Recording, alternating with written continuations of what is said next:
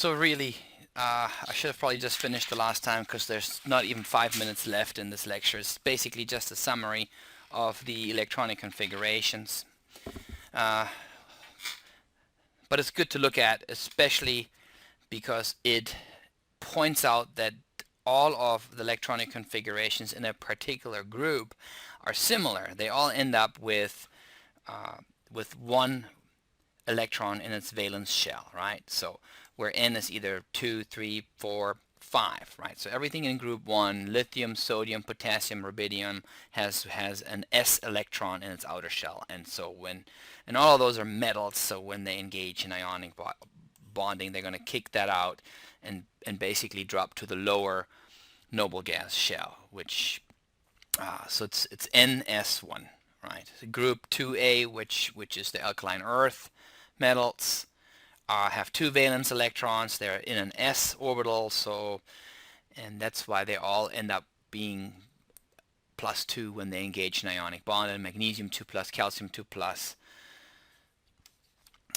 strontium 2+, barium 2+, right? So NS2, 2s2, helium 2s2 would be magnesium, and then neon 2s3s2. N is going to go up to 3. Neon 3s2 is going to be magnesium.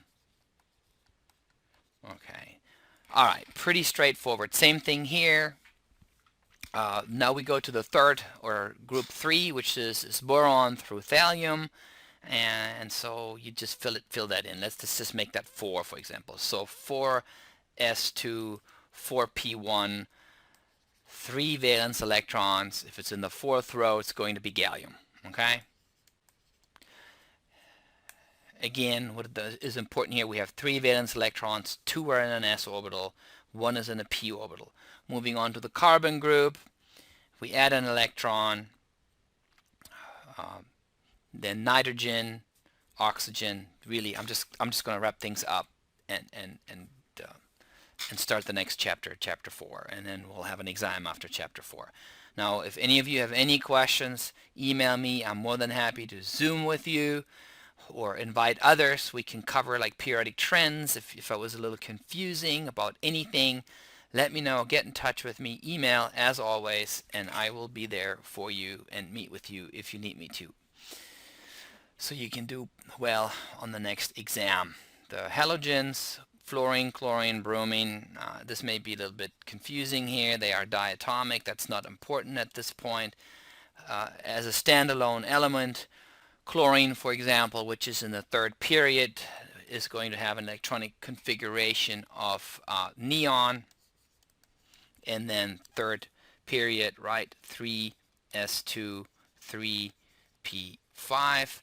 There's a total of 7 valence electrons for everything in group 7. Okay, so they're 1 away from being the next noble gas, and then the noble gases have a full p shell.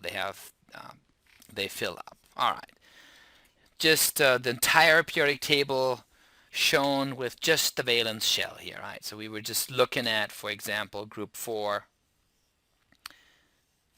We have 2s2, 2p2, or 3s2, 3p2, and so on and so forth. I said it. Okay. Let me just wrap things up and start the new chapter. Just to zoom in on some of these groups and their similarities. Everything in group 8 has a full shell.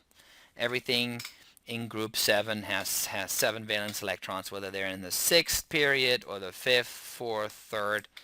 The point is 7 valence electrons, and that will become important for the next chapter. All right, this concludes chapter 3. See you in chapter 4.